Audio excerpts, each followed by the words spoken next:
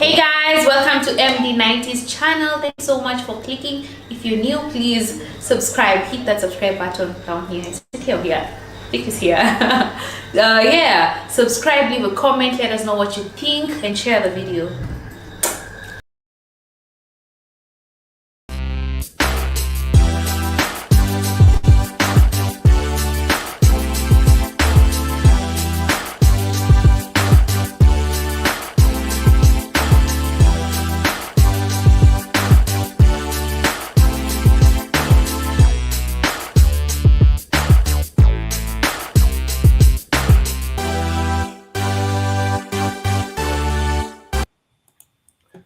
Well, one conversation that has dominated the airwaves is this conversation about students. So, as you may be aware, the president was on the cover belt the past weekend, and he interacted with most of the students on the cover belt. So, one issue that came up was some videos started circulating after the event, stating that some of the students that had gone on the street to march in solidarity with the president were not paid their dues or the money that was promised to them.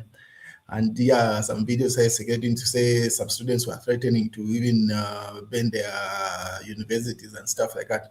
When those allegations started circulating, and then Newsdigers carried this headline just today, say, "We paid all students who went to welcome Hakainde Hichilema in Kitwe," says Notec principal. So that was the principal responding to say, all the students that were involved in marching with the president or showing solidarity with the president in Kitwe were paid their dues for the money for the service of March past.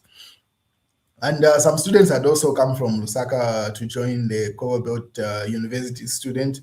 Mostly students at the University of Zambia were also part of that, especially the union of the University of Zambia was part of that conversation when they went for that march past on the Cover Belt, which led to that conversation, obviously, later on. And then Cover Belt students endorsed Hakainde Hichilema and urged Zambians to support President for his exceptionary leadership. That's in the Times of Zambia, carrying that headline. And one person that seems to have stood out in all this interaction is Jemimah Mwaba. That's the current UNZASU vice president.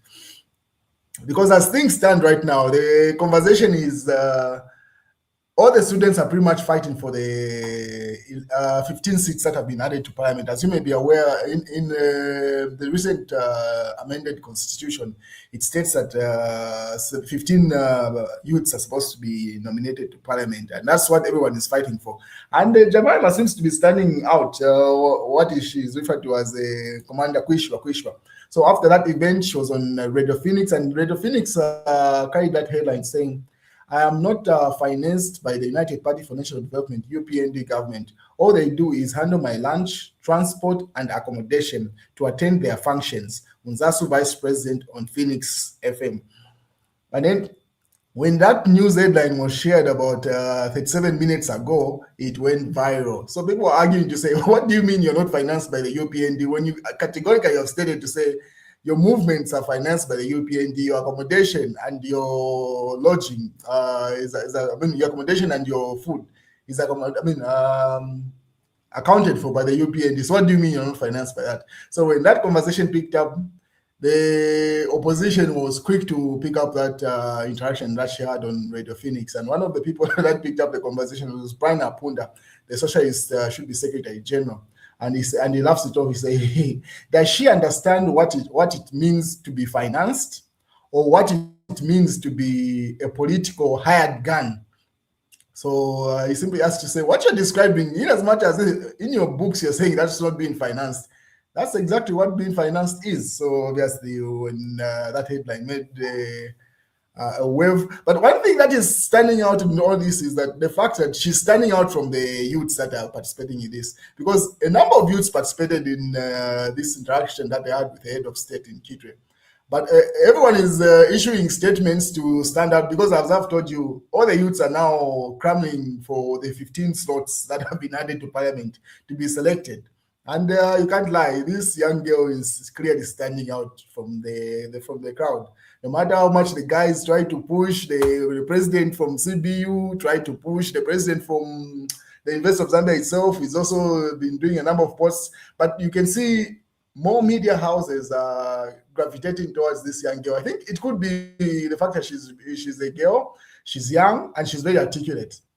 Those could be that combination, and she's very petite. Like, how can I do? She's short, pretty much. So that combination, people are like, wait, this young girl can do this. So that's people are curious about her. That's why they're inviting her for more interviews. And as a result, she's standing out from the crowd.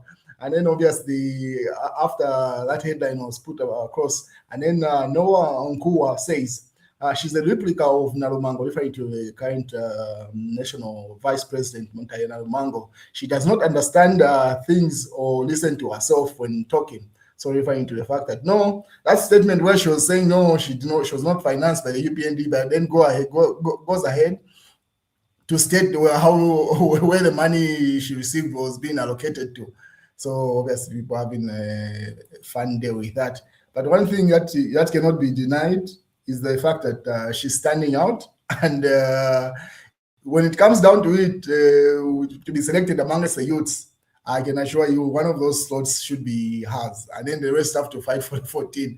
But obviously they cannot just pick from the universities. The UPND itself has its own youths that have been fighting for the party for a prolonged period of time. So considering that she hasn't been publicly UPND, at least for maybe in recent past, that's when she's active with it. Maybe she gets that first slot, and then the others fight for the 14. But without a doubt, among us, the union presidents, none of them is even coming across to the crowd that she's garnering. You can see she's having a back and forth with major players in the political landscape, like major political opponents to President Hakainde, the ones that are jabbing at the young girl. So you can tell that, hey, she's standing out. So when Phoenix FM carried that headline to say she stated that she had received money for accommodation and transport, she tagged the Phoenix FM, and then this was a response like 2 hours ago. She says, "I do not usually respond to posts."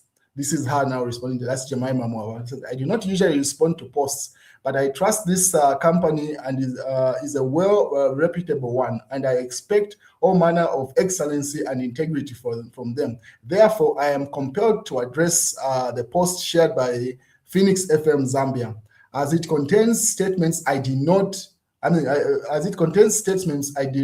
make." So she says, "As a media house, the responsibility is to report accurately and in context, not to misquote the individuals for the sake of engagements or trend. The post shared does not capture the intent or the substance of my response during the interview. I am therefore requesting that this post be taken down immediately. In future reporting, kindly include the actual questions asked and published response as given, rather than through assumptions or reframing," she says. "Responsible journalism is essential, and especially when informing the public." So that was a jab back at Phoenix FM for carrying that headline to say she says she's giving money for accommodation. And Phoenix FM was quick. They put down that post. So you can see after she issued that, they put down that post and they responded. And now they quoted her, they even added her image this time around. So they say Unzasu, vice president, denies being paid to attend government events. She said that's now Phoenix FM recording her, and now they even attach her image. So the University of Zambia Students Union, Unzasu vice president Jemimah Mwaba, has dismissed allegations that she is paid to attend and speak at government organized events. Speaking on Tuesday's edition of Phoenix Breakfast Show with Chumweka and Hope, Ms. Mwaba clarified that the only financial support she receives relates to the logistical expenses such as transport, meals, and accommodation, an arrangement she believes is not only unique to her only. Meanwhile, Ms. Mwaba has noted that many students fear a repeat of 2016 when the University of Zambia was closed indefinitely following unrest over meal allowances. She said this has motivated the union decision to adopt a more engagement-driven approach rather than disruptive tactics such as riots. So simply saying, hey, If it comes to receiving transport and accommodation allowance, I'm not the only one that's receiving. Everybody that you saw there received that money, that stipend, as you may call it. So pretty much it goes back to the same point. The fact is that it's exactly what Felix had quoted earlier on. But anyway, they took down that post and then recorded that. But it brings out, it comes back to the same thing. So after coming back from the Copperbelt, the president was then at Kablonga Boys, where he interacted with the students there. There's a new feeding program that he was launching at Kablonga Boys.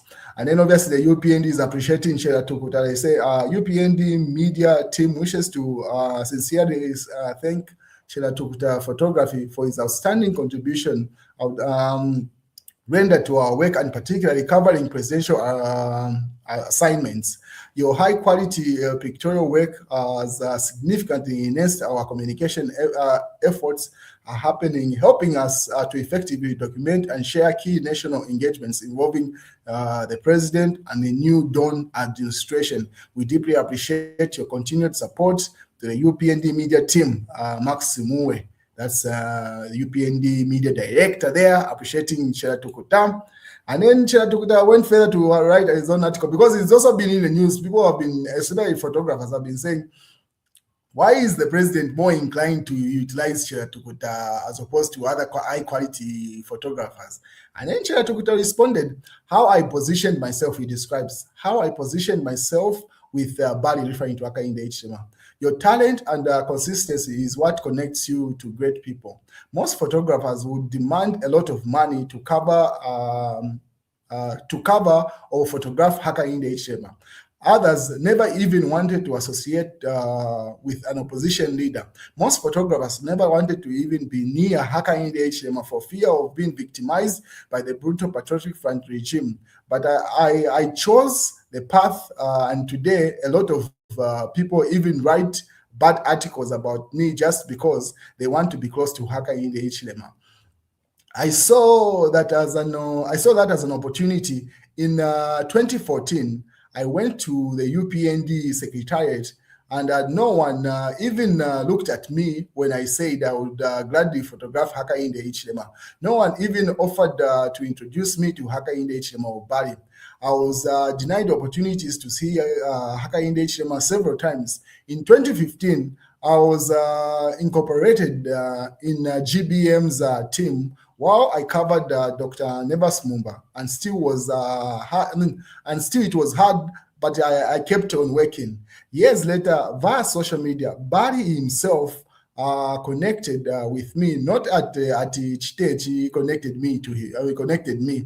I offered my photography Barry for free, because I knew that was my opportunity to make a president who, when he was in, who, when he wins, I will be cheering with a president. I never looked at the money side of, for me, it was just being part of the future president. And I was insulted here and called mad and all sorts of names. But I stood by my decision and I supported Hakainde Hichilema.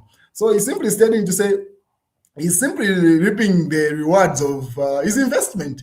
Because that's a fact. He took a risk. If you remember, he even went as far as being arrested, because not only was he a photographer for Hakainde Hichilema in the build-up to the 2021 general elections, he also used to be a social commentator. He had that Facebook page of his where he used to jab at the opposition, then the ruling party, the Patriotic Front. So some of the statements that he made were, how would you describe it? Is it defamatory against some individuals, which got him into prison. So he even went to jail for that. He was only released after UPND won. And if you remember, Muvita now was the person who even went to receive him out of prison. So had it gone left, at the PF won, this guy would still be in prison. So the guys that are demanding to say, hey, why is it that President Hakainde Hichilema is always speaking Shela Tukuta to capture his photos, and obviously Shela Tukuta, it's like it's the only person that's benefiting from it. One thing that you can't deny is the fact that the guy put in the work. And it is what it is. He took a high risk, and the high risk paid off. So it's your opportunity also, if you pick an opposition leader and build them into presidency. But you trying to become the official presidential photographer after you have not paid any dues does not make any sense. So I agree with his post, quite honestly. It is what it is. It is what it is. What Mulisot San Hakainde Shemateo's Copper Belt students after a thunderous welcome. Obviously, that news still making headlines. And that's the news, ladies and gentlemen. Let's see how this campaign season runs, because everything is clear now. It's becoming very interesting.